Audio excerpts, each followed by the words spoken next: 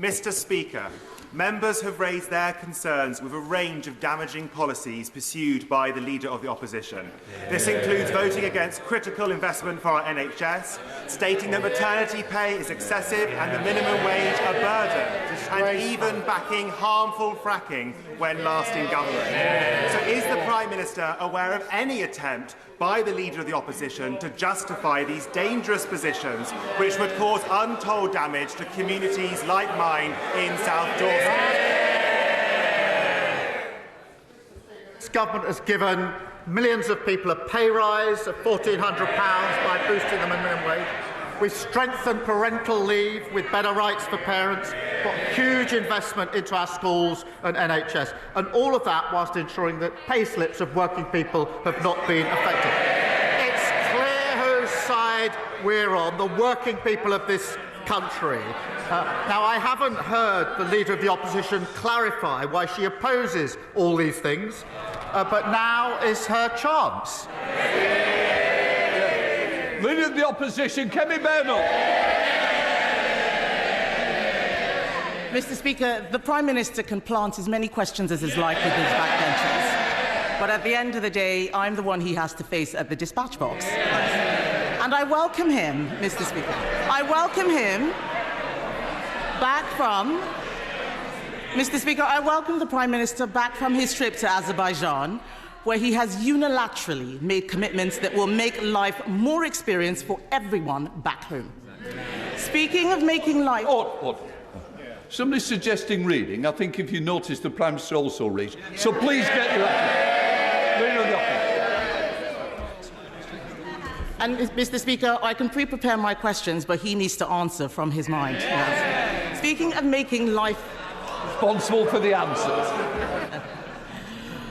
So he has made life more expensive with his unilateral commitments, but speaking of making life more expensive, will the Prime Minister confirm that he will keep the cap on council tax? Mr. Speaker, she talks of the trip to COP. I'm very proud of the fact that we're restoring leadership on climate to this country, to the UK, because that will be measured in lower bills on energy independence and the jobs of the future. And in relation, and she may have missed, but on Monday I was very pleased to announce a huge order into jobs in Hull for blades for offshore wind. If she's opposed to that sort of action, she should go to Hull and say so. On the question of council, she knows what the arrangements are. I think the House would have heard that the Prime Minister could neither confirm nor deny whether there was a cap in council tax was being raised. So I will ask him this question. How much extra does he expect local authorities will have to raise to cover the social care funding gap created by the Chancellor's budget and increases in employers' NI?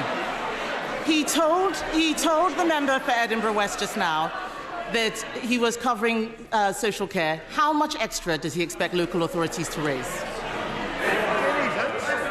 It's all very well, this knockabout, but not actually listening to what I said 3 minutes ago. It's a bit of a fundamental failure of the Leader of the Opposition. I just said £600 million. I repeat it, £600 million.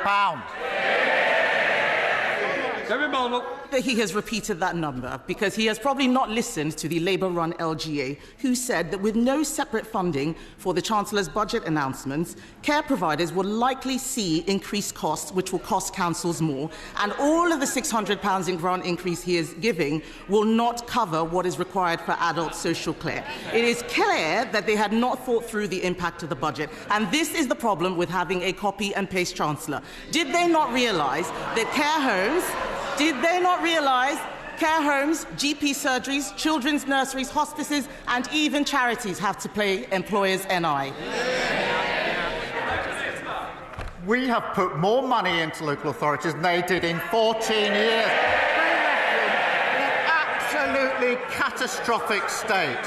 We produced a budget which does not increase tax on working people, nothing in the payslip, investing in our NHS, investing in our schools so every child can go as far as their talent will take them, investing in the houses of the future. If she's against those things, she should say so. Mr. Speaker, I'm not against any of those things, but of course not. None of of us are against any of those things. But he has confirmed that he does not know what is going on. The Prime Minister probably does not realise that on Monday, the Ministry for Communities, Local Government and Housing revealed that councils will need to find an additional £2.4 billion in council tax next year. That's a lot more than 600 million. I know that he's been away, but did the Deputy Prime Minister, who runs that department, make him aware of their £2.4 billion black hole? So let me get this straight, Mr. Speaker. She doesn't want any of the measures in the budget, but she wants all the benefits. So the Magic Money Tree is back after 2 weeks in office. 2 weeks in office. They've learned absolutely nothing. We've put forward a budget which takes the difficult decisions, fixing the £22 billion black hole that they left, investing in the future of our country. They say they want all of that, but they don't know how they're going to pay for it. Same old Tories. Mr. Speaker, even he has to admit that they fiddled the fiscal rules. The OBR has actually said that they don't recognise where the additional growth is going to come from. The fact is, Mr. Speaker, the rise in employers' national insurance is going to be a disaster for small businesses around the country. Mr. Speaker, let me tell you about Kelly. For over 20 years, Kelly has run an after-school club business supporting 500 children and families in her borough. In 2024, her national insurance cost was about £10,000. In April, this will rise to £26,000. That is a 150% increase in costs from the budget alone. What is the Prime Minister's message to Kelly and the 500 families her small business supports if it goes under? I would say this to Kelly. We inherited a very badly damaged economy. We inherited a £22 billion black hole, and we were not prepared to continue with the fiction. We stabilised...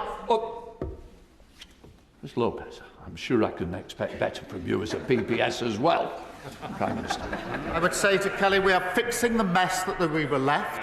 We're investing in the future of our country. I would also say to her that the Leader of the Opposition, week 2, wants all the benefits from the budget, but has no way of saying how she's going to pay for it. Same old mistake over and over again. Mr. Speaker, he has nothing to offer except platitudes. And the fact is that they do not know what they're doing. Their ideological budget was designed to milk the private sector and hope nobody would notice. Now his cabinet ministers are all queuing up for public sector bailouts to his tax mess. If he is going to bail out the public sector, then can he tell us this?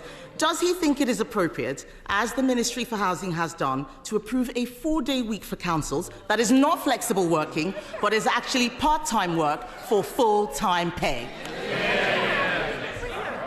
Questions based on what we're actually doing are usually better than fantasy questions made up.